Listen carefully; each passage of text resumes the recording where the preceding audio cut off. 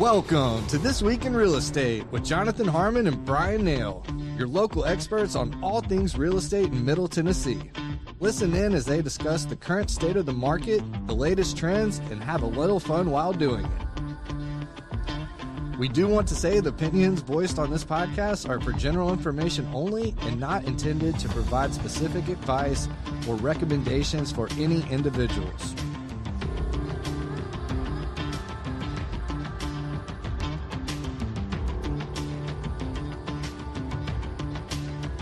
All right, y'all, we're back. 6'5". We're back with another week of This Week in Real Estate, and I don't have a catchy tagline today. Yay! Trent's not prepared. it's the common He's thing. not. It's a common theme. He's not prepared. Bless his heart. Are Bryan. you prepared? No. No. You said just a few minutes ago we're full of the holiday spirit. I think we're full of Thanksgiving hangover because I don't think we have a lot of show prep on this one. We're full of something, that's for sure. But that's all right. It's going to be a great show. It's going to be a great week. It's cold. It's getting warmer. It's warming up. Yeah, Warming up. The Christmas parade forecast looks great Sunday. Does it? Yeah, like mid-50s. So let me beef on that for a minute. Oh, Smyrna, my hometown, where I grew up, freaking always has their parade on the first Sunday of the month. And Murfreesboro's is always on the second Sunday of the month. The first Sunday of the month was this past Sunday. right. No parade. Because this is the first, and it's too close to Thanksgiving. Thanksgiving being so late this That's year some bullcorn, though. messed a lot of stuff up. Why would they do it on the same day? Does it have the juice? No, there's no. It is dry. Anybody with even if kids- you put butter on it. If you're watching this, you don't have kids, you have no idea why Bryan just said. There's this, It's like, corn. There's a viral video about it, and it's a kid that's talking about how much he loves corn, and he's like, "It's got the juice." It's a big lump of knobs. It's so good. And when I tried it with butter, everything changed. Yeah. That's what he says. Pop it. But anyway, I just don't understand why they're doing it at the same time.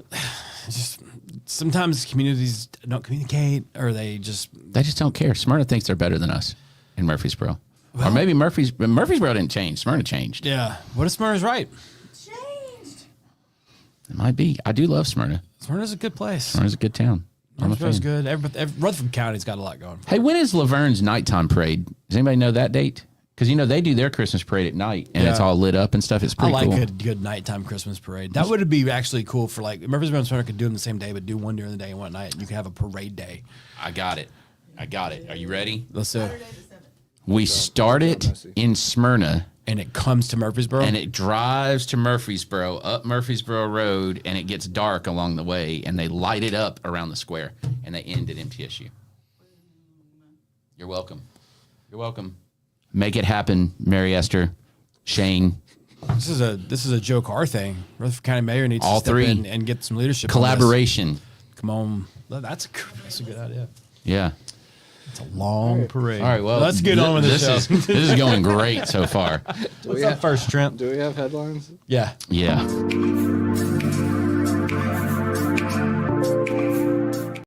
Back to you. All right. So mortgage rates lowest in a month. That's the headline. So I'm just going to read the first paragraph because in the journalism industry that's called the lead. We don't want to bury the lead.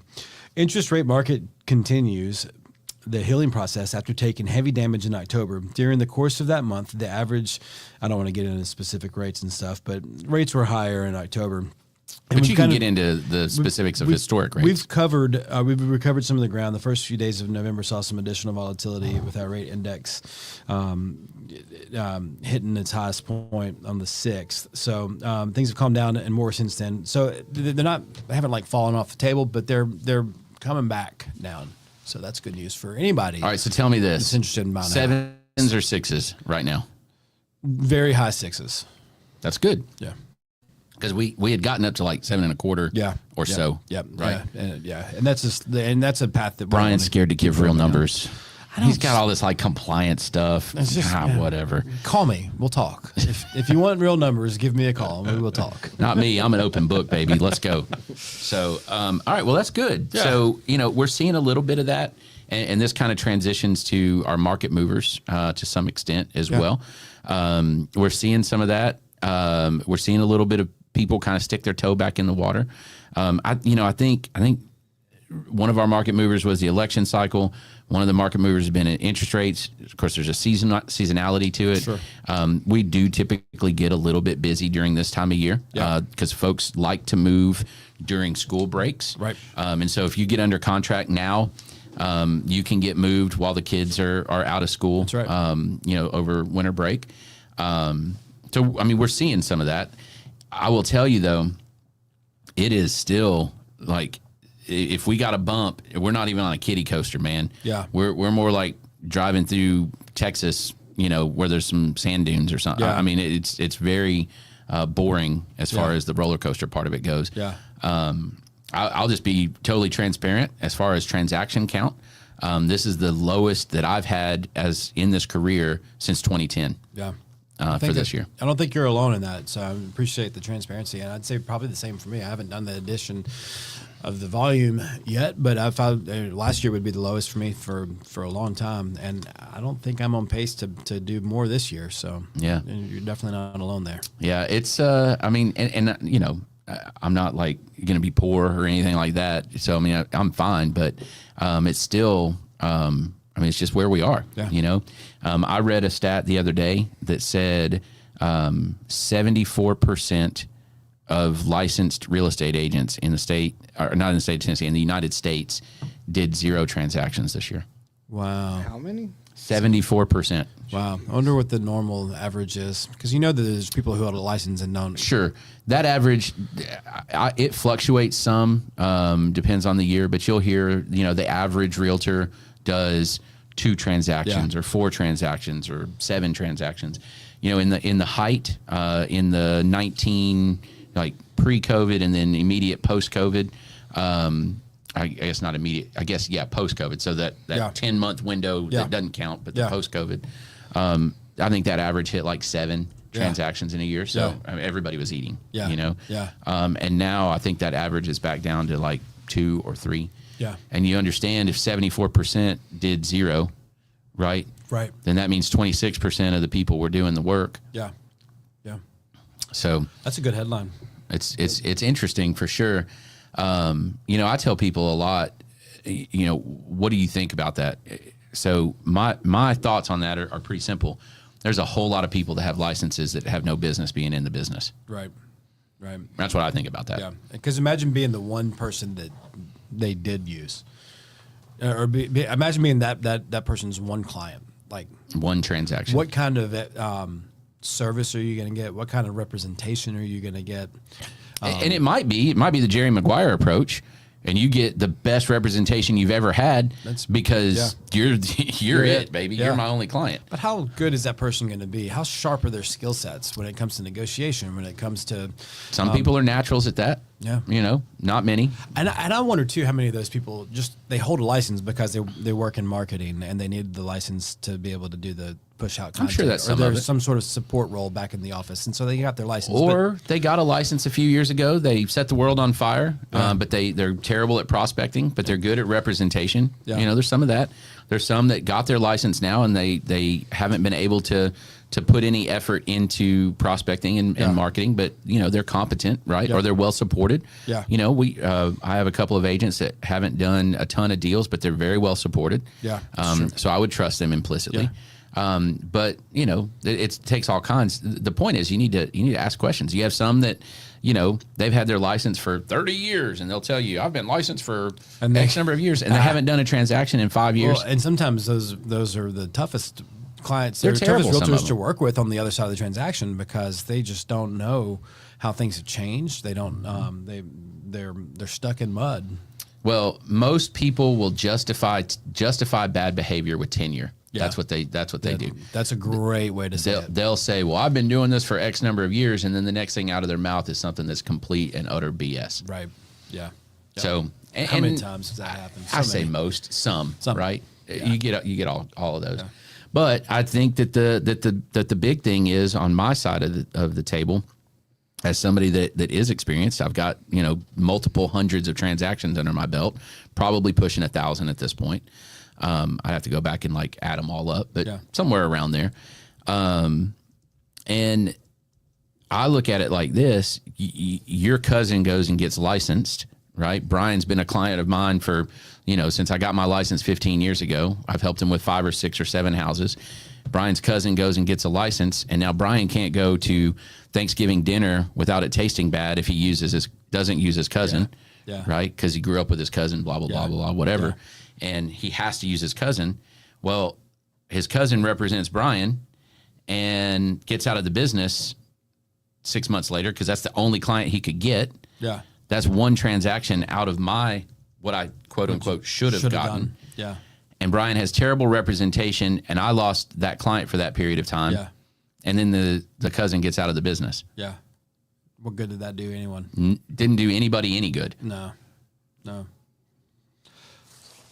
So, and I'm not whining. Yeah. I'm laying out a scenario that happens often. Real. It's real. Yeah. So there's our This Is Real. Hey, how about that? Are we skipping the boys? What's next? No. We're gonna still do it. Oh, okay. Yep. Are you sure? So anyway. Right now? Yeah, we just did headlines and market movers together. Okay. So we're gonna have no market movers. Okay.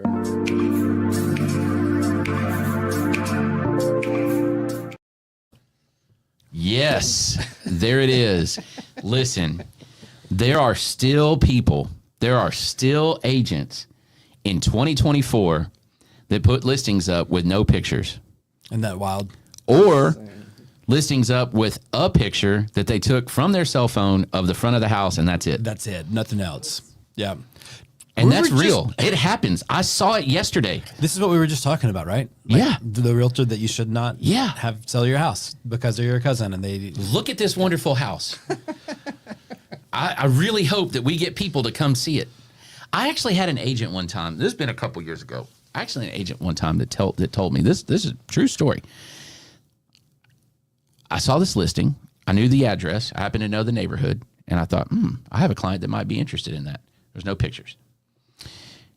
And I told my clients about the house, and they said, well, we can't see any pictures of it. Don't know if we want to go see it or not. And it was one of those situations where they were living in, and I don't remember exactly, living in Smyrna, and it was on the south side of Murfreesboro. So it's a long way. It wasn't a huge drive, but it was enough of a drive that they didn't want to be inconvenienced. Yeah. And they were specific enough about what they wanted that they could look at the pictures and say, yeah, that's not it. Yeah. So I called this agent. I said, do you have pictures? And the agent was like, no. And I said, but you have it listed? Yes. You don't have pictures? No. We'll probably take them next week. How do you expect to sell this house? And the agent actually said to me, I have found that I get more traffic by not putting pictures up at the beginning because people are curious about the house and they just want to come out and see it. I said, show me those numbers. What a strategy. Prove that to me. What a strategy. Bold strategy, Cotton. Prove that to me. It's a bold strategy, Cotton. And they said, well, I can't really prove it. It's just kind of what I've seen. I said, with all due respect, you're full of shit. Irreverent. Yeah, irreverent. But I did. I said, you're full of shit. And they were like, I'm sorry? And I said, no, you are sorry. You really are. And I said, we won't be coming to see your house. And he was like, that's fine. Okay. No worries. That was the end of the Does he conversation. count that as traction? I mean, his phone rang. Dude, I don't know. True story. That really happened. That's incredible. I can tell you who the agent is, Yeah. but I won't. Wow. All right. Well, I mean, I think enough. I think we've said that. Shiny What's penny? next? Shiny penny. Oh, please, let's get a shiny penny. Now you're ready. Maestro over Yeah. there. He's got one job. Let him do it. Yeah, right.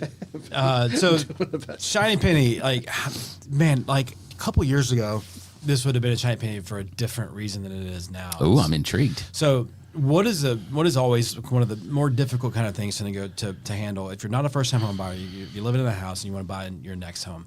It's your old house. How do you deal with that, right? So, and when things are crazy busy and stupid hot, you can't get an offer accepted if there's a sell a home contingency. So we were doing everything we could to creatively figure out ways to refinance houses to HELOCs, just take out a HELOC, just come up with down payment all money. the scam things, the knocks and all those, Well, where actually, they charge $1,000 million. That's actually what I was going to say. Is knock is my shiny penny. Is it? It's an option. There is an option out so there. expensive, though. It is expensive, It's very expensive. but it can help bridge that period where you can, and so the way that it works is it only works with conventional loans, and with a conventional loan, Obviously, we didn't show prep this because yeah, right. And I will tell you, there are some reasons to not do it. It is a last resort option, but just to know that it's there, I think is nice. that's true. That's a good point. Because the way that it works with a conventional loan is that if you've got a contract on your house that's cleared all the financing contingencies, you can exclude that liability. As long as you have reserves to make the payment. Okay. So what NOC does is they come in, they put a second lien on your house. You get to keep whatever rate you have on your first mortgage. So for the next few months, however long it takes you to sell your house, you don't have to pay a higher rate on that money. And then they will, let's say they give you $100,000 in equity. So out of that $100,000, they're going to hold back 6 months worth of your monthly mortgage payment, so that we can exclude that, because that takes care of your reserves. And then they're also going to write an offer on your house that it's like it almost is like a backup offer out the gate, so that you can try to get another offer. But if you don't have to sell your house in 6 months, they will close on it, and it's not going to be at your list price. Right. They've said, when I talked with them yesterday, they've been in business for 3.5 years, and they've had to buy 6 houses.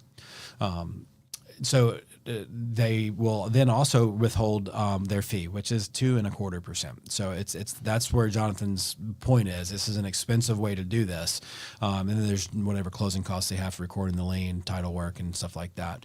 So it's expensive. You're taking 2.25% off the top of whatever you're going to list it for to pay for NOC. But if it's going to help you get into the house that you want to be in, and they take that fee even if you sell the house. That whenever you do sell the house. Now, if you sell the house, but if you sell the house while you're in escrow, the bridge loan that NOC does closes 4 days before your purchase. So it's got the 3-day right of rescission and all that. So you close on that 4 days before your purchase. But let's say a week into your escrow period, you get a contract on your house and you end up not having to use NOC. They don't charge you anything. Okay. So you're only going to pay NOC if you actually close on the bridge loan. If you get if you have a long escrow period, let's say. But you still try to sell the house. Right. Like they give you that, and then you close on your purchase. Yeah. And then you're still marketing the other house, but you were able to pull that equity out to buy the other house. Right. But then if you close after that fact, on what? Your old house. Okay. Then they still charge their fee. Yes. Yeah. Because the goal is for them to not buy your house. Correct. They don't charge you any interest for the bridge loan, so you're not paying any interest. If you get a HELOC, another way that you could do this, if you're a little bit more proactive and you know that this is going to be something that you want to do, you could take out a HELOC in advance. Now, with that, you have to be able to afford both payments. So you have to qualify with the rates are your HELOC, crazy high right now. And you might have to take your HELOC and use it to pay off your first mortgage, so you just have one payment. So from a qualification standpoint, it's a little bit harder to do that. So that's how NOC works, and it's an option. It's just another thing that's out there that can help somebody. What's the other one? Because there was another one as well. So I actually said that, and I was ignorant in saying that. NOC is not what I thought it was. Okay. There's another program out there. Ribbon. That's what I'm thinking. Ribbon, of. I think, has kind of fallen out of. And I don't remember. I had 1 or 2 transactions. They bought your houses. They would buy your house. Yeah. And it was. It was like 9%. It was really, really high. Ribbon was. I think NOC is. I don't know if Ribbon's just kind of falling out of favor because how pricey it is, but NOC is expensive, but it's justifiable if you think about, hey, like we want to move, and in this market. So it's back to what I was saying at the beginning. 2 years ago, you couldn't get a sell home contingency accepted.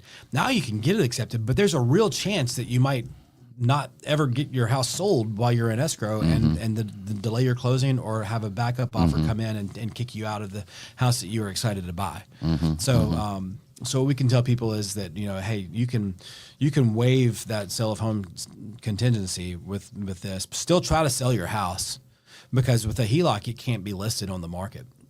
You can't even try to sell your house and close on a HELOC at the same time, because if the bank sees that your house is on the market, they're not going to let you get a HELOC. Right, that's the whole point of a HELOC. But this program doesn't care. So you can still market your home and still try to sell your house. And then if you do, and you get a contract and you can pull off the simultaneous close, then you don't have to ever pay NOC anything. Okay, well, I retract my earlier ugly statement. Oh, well, that's good.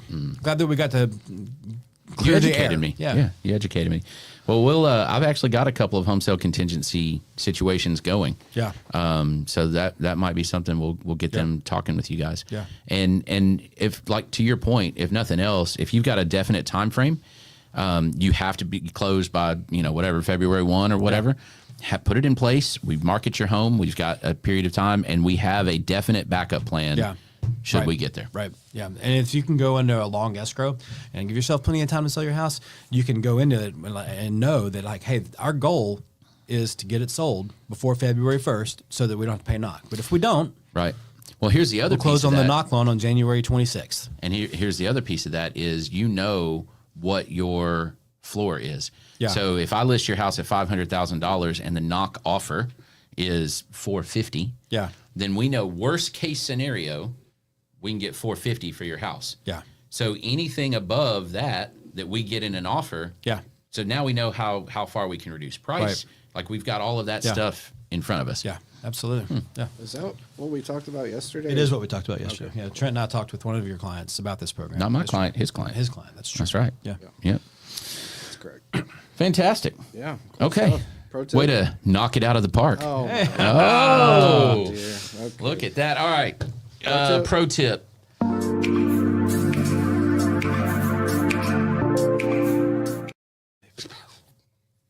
Pro tip. Here's my pro tip for you. What was it?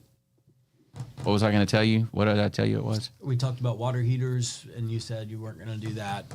Last time you did, you've done crawl spaces, you've done attics. Oh my gosh, I just went totally blank, dude.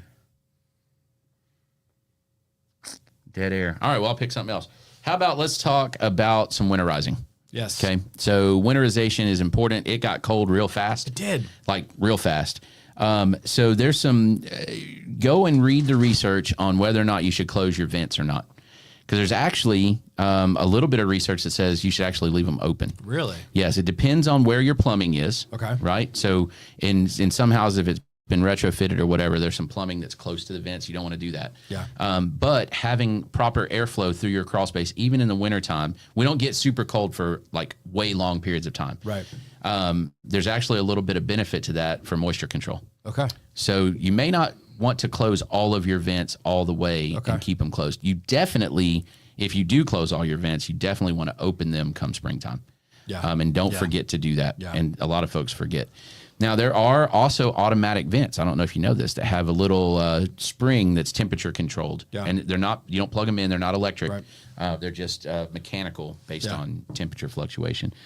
So you definitely want to do that. But the number one, absolutely, no matter what, you have to do, disconnect your freaking garden hoses.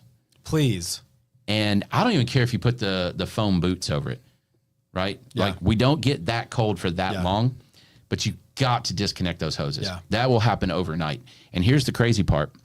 If you've got a modern home that has the frost free, you don't even know that they're broken until the next time you turn it on. Yeah. Because of the way that those things are built, they go all the way back into your wall. Yeah. And if this is how long it is, this is where the crack happens. This is the valve. And when you open that and water comes in and it hits that crack, it floods the room, not the outside. Yeah. Because it's in your wall. Ooh. And it's ugly. That's please. And you start watering the grass come Yeah. April, and it's the first time you turn it on, and you have no idea, and then you go inside and everything's wet. Like soaking wet. Catastrophic. I've seen it Wet. so many times, and it's so easy to avoid. Yeah. Before it freezes, I mean, unscrew the and garden it's a hose. simple pro tip, but it happens every year. Yeah. And restoration companies get real busy every year with that kind of claim. Yep. That's the number one thing that I will tell you is the most important. Yeah. Disconnect it. And again, the foam things are great. Yeah, that's fine. Yeah. But you got to disconnect your garden hose. Yeah. Gotta. Do it. And then I'll try to remember what the other pro tip was. We got a show next week. I should have wrote it down. Bless right. my heart. I think we did it. Excellent. Short and sweet for our guy here. Hey, real quick, Uh-oh. we got a new show coming Yeah, up. I'm excited about So I texted Trent the other day, and I'm like, hey, I want to do this. And I told him what it was, and he was like, I think that's pretty good. I haven't even told you about it yet. Irreverent real estate. Oh, that's why they're irreverent. Yep. Yeah. So we're gonna they're real short, 7 minutes, 8 Yeah. minutes, 10 minutes.